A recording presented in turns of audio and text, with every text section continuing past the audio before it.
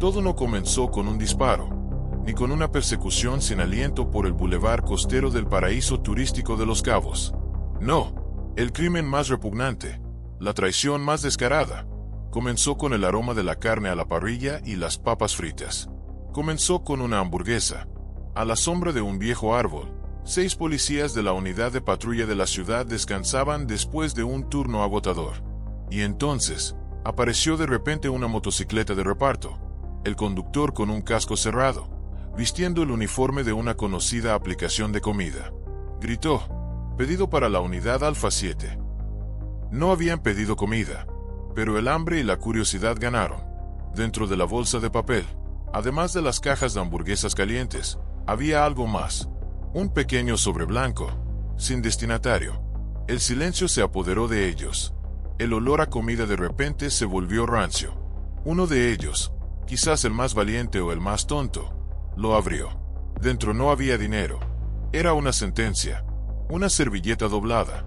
Sobre ella, unas pocas líneas escritas a mano, con letra torpe pero clara.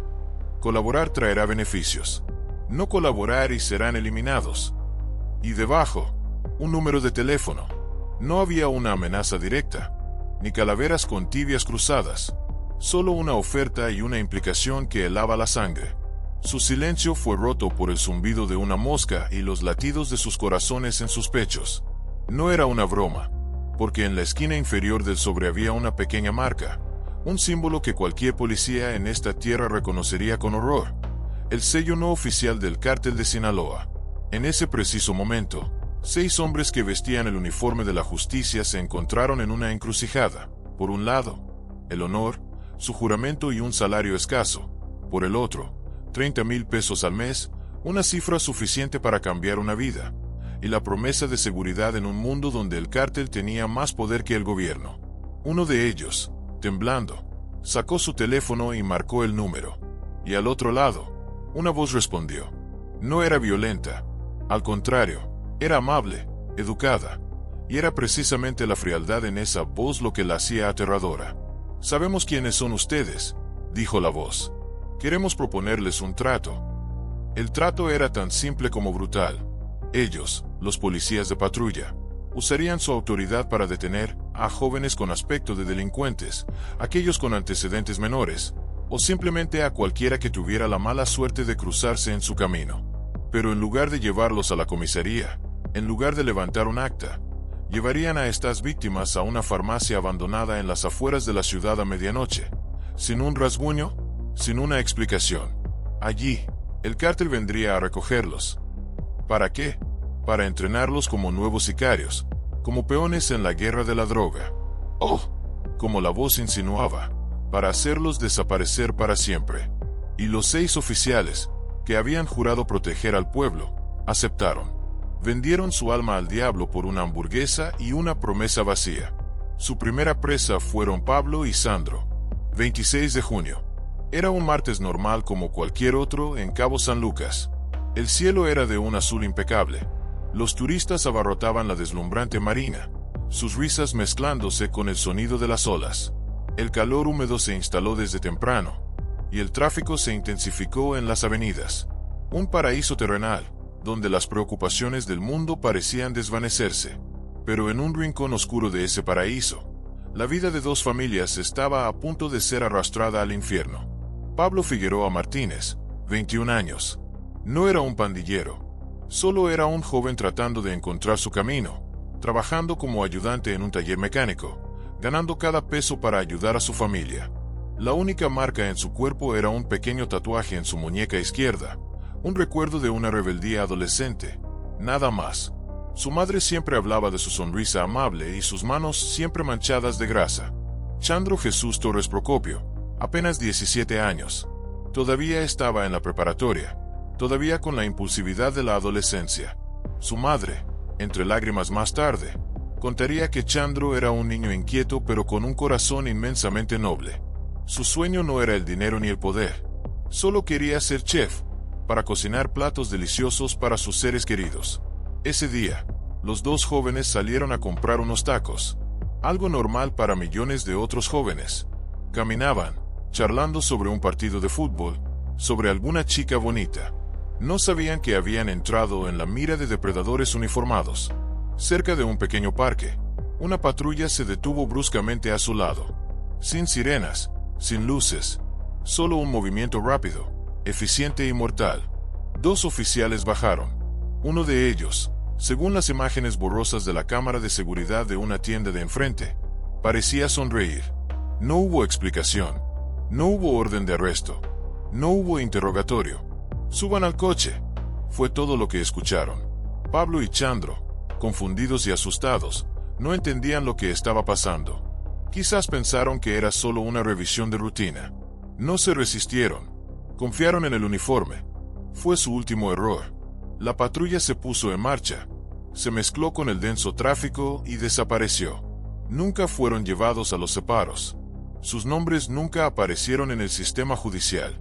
Para el mundo, para la ley, Pablo y Chandro simplemente se habían evaporado de la faz de la tierra a las 17:23 horas. Esa noche, cuando 2 sillas vacías en la cena quedaron sin ocupar, la ansiedad comenzó a filtrarse en 2 hogares. Las llamadas telefónicas comenzaron. Primero a los amigos, luego al 911. «Mi hijo no ha vuelto a casa». La voz de las madres temblaba en el teléfono. La búsqueda comenzó. Un viaje desesperado en la noche. Corrieron a cada hospital, esperando encontrar a sus hijos en algún accidente. Una perspectiva horrible pero aún mejor que el silencio.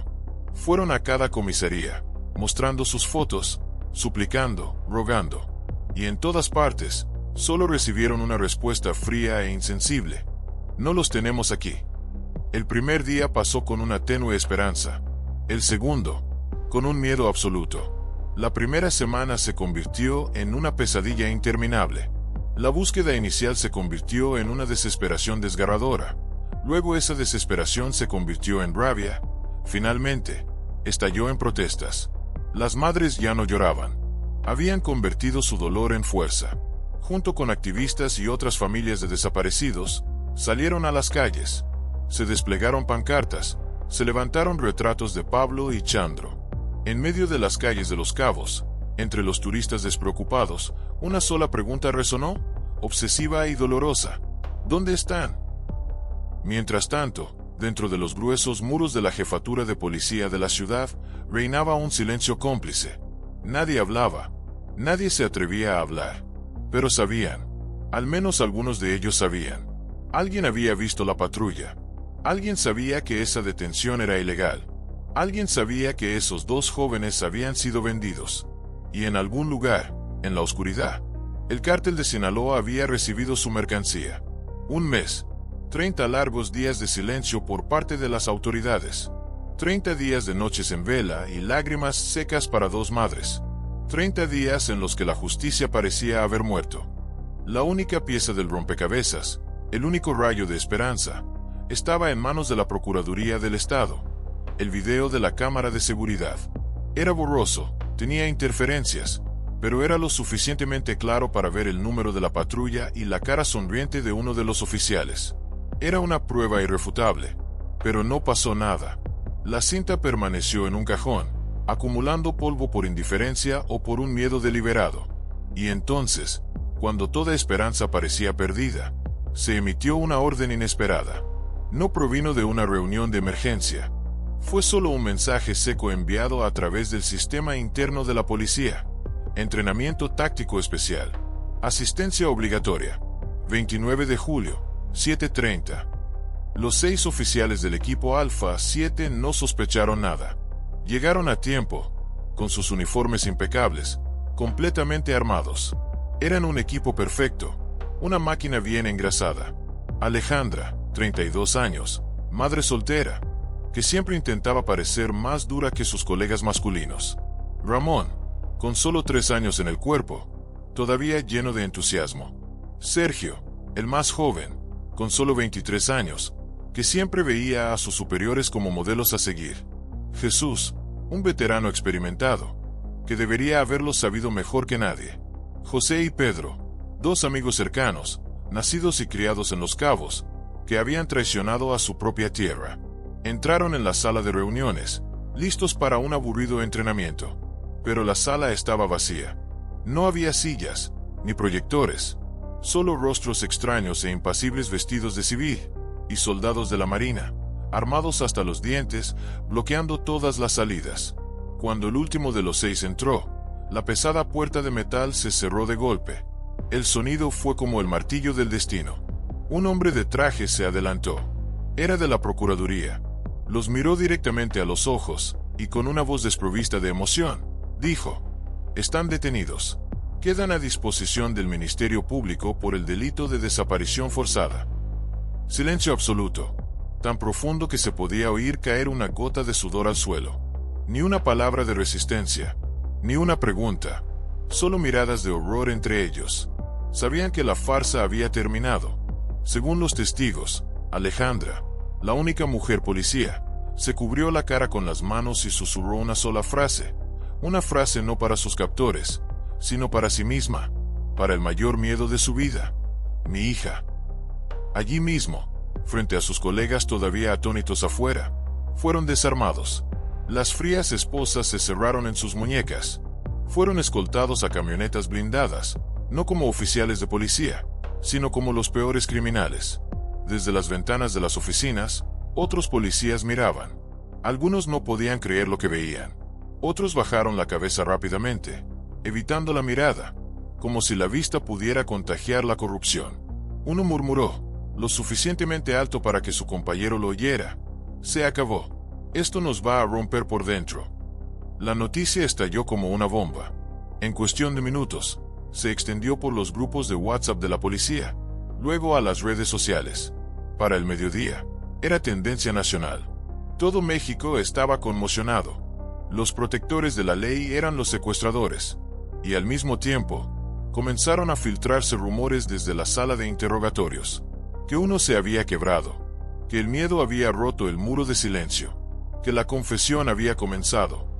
Y esa persona no era otra que Alejandra. Alejandra N., 32 años. En su expediente, era una oficial valiente. Pero en la fría sala de interrogatorios, despojada de su uniforme, era solo una madre.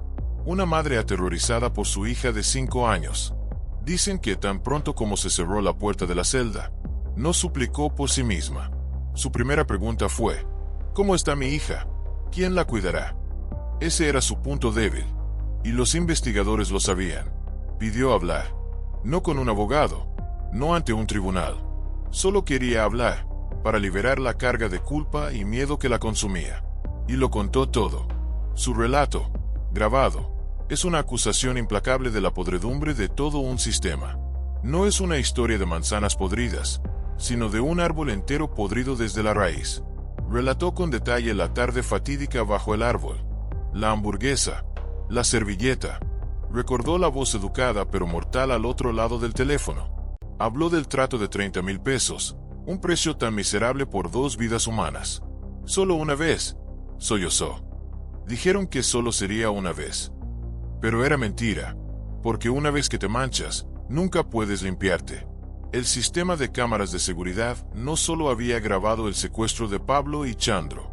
Una semana después, otra cámara, en otra esquina, había captado a una patrulla, diferente a la primera, deteniéndose frente a una tienda de conveniencia Oxxo. La puerta se abrió y un joven fue empujado a la calle. Estaba descalzo, con la ropa desaliñada, la mirada en pánico. Luego, el coche aceleró y desapareció. La declaración de Alejandra abrió la caja de Pandora. Proporcionó a los investigadores el número de teléfono de la servilleta. Y cuando lo rastrearon, surgió una verdad aún más aterradora. El número estaba vinculado a otra investigación en curso en Sinaloa, el bastión del cártel. Una investigación sobre trata de personas. El panorama completo comenzó a emerger. Y no era una imagen de errores individuales. Era un esquema, un sistema, una operación criminal organizada, silenciosa pero increíblemente efectiva. Reclutamiento, una célula de policías corruptos. Contacto, un método de aproximación disfrazado de un inofensivo servicio de entrega de comida. Acción, una red de secuestro y reclutamiento forzado, utilizando a las propias autoridades para llevarlo a cabo. Víctimas, jóvenes que desaparecían sin dejar rastro o regresaban destrozados física y mentalmente. Y Alejandra, la madre soltera, Lo confesó todo no porque creyera en la justicia. Confesó por miedo. Miedo de que si guardaba silencio, el cártel iría a por su hija de 5 años. Fue la única opción de una madre perdida. Pero la historia no había terminado. Lo peor estaba aún por llegar. 2 semanas después de la detención de los 6 policías, mientras Los Cabos todavía se tambaleaba por el terremoto, una noticia increíble surgió de una remota comunidad rural en las afueras de San José del Cabo. Un campesino, al salir al campo a las 6:40 de la mañana, encontró a un joven sentado inmóvil sobre una roca. Su estado era terrible, descalzo, con la ropa rota, el cuerpo exhausto y la mirada completamente vacía, perdida. El amable campesino le ofreció una botella de agua. El joven bebió débilmente y luego habló. Su voz era ronca, y solo dijo una frase: «Me dejaron vivir, pero no puedo decir por qué». No tenía identificación, pero el campesino juró que su rostro demacrado se parecía mucho al de Sandro Jesús Torres Procopio, el chico de 17 años desaparecido. Se dio la noticia. La familia de Sandro, con una loca chispa de esperanza, corrió al lugar de inmediato. Pero cuando llegaron, el misterioso joven había desaparecido. Nadie sabía quién era. Nadie sabía quién se lo había llevado. Solo quedó el testimonio del campesino y una pregunta en el aire. ¿Realmente uno de los 2 víctimas había escapado? ¿O fue liberado como una advertencia? ¿Un mensaje macabro para cualquiera que se atreviera a desafiar al cártel? Este rumor, junto con la confesión de Alejandra, creó una presión mediática masiva, obligando a las autoridades a actuar. El Procurador General del Estado, en una breve y tensa conferencia de prensa, tuvo que admitir: es un caso delicado. Ya hay elementos suficientes para ampliar la investigación. Aquellos en el mundo de Lampa entendieron lo que eso significaba. El silencio ya no era una opción. La guerra había comenzado. Y esta guerra no solo se libraba en las calles de Los Cabos. Se originó en una profunda crisis dentro del propio monstruo. El cártel de Sinaloa estaba perdiendo terreno. Analistas e informes de inteligencia habían señalado una verdad sorprendente. Durante décadas, Sinaloa no necesitó forzar a nadie. El poder, el dinero y el miedo eran imanes lo suficientemente fuertes como para atraer a miles de jóvenes desesperados a sus filas. Pero los tiempos habían cambiado. Había surgido una nueva generación. Muchos jóvenes ya no querían estar atados al viejo poder de Sinaloa. Preferían unirse a cárteles emergentes y más flexibles, o incluso convertirse en freelancers del mundo del crimen. Para un imperio criminal como Sinaloa, perder su fuente de mano de obra era una amenaza existencial. Y cuando no podían convencer, pasaban al secuestro. La estrategia del pacto de la hamburguesa en Los Cabos no era única. Informes similares habían surgido en Sonora, en Chihuahua. El mismo patrón, el mismo método. Usaban a la policía local, aquellos con la autoridad para detener coches, para arrestar sin levantar sospechas, como el brazo extendido de su red de reclutamiento. Capturaban a jóvenes vulnerables, los llevaban a campos de entrenamiento en medio del desierto. Allí, las víctimas eran quebrantadas psicológicamente, torturadas, se les lavaba el cerebro y se les reprogramaba para convertirlos en máquinas de matar sin emociones.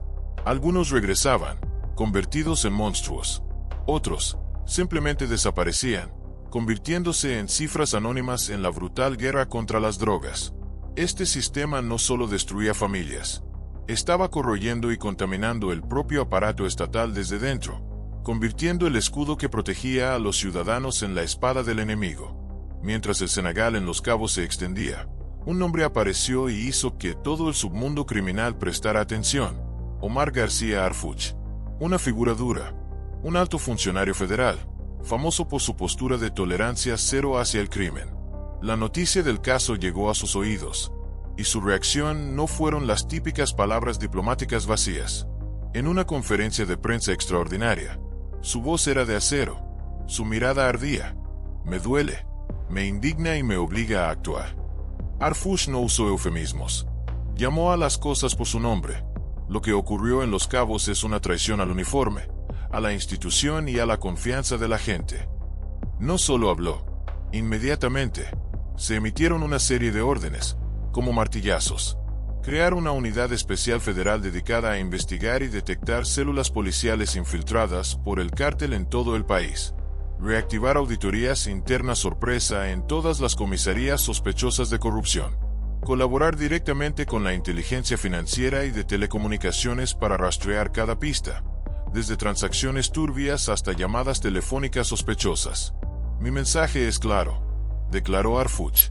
Si hay una entrega con un mensaje, la rastrearemos. Si hay un número de teléfono, lo intervendremos.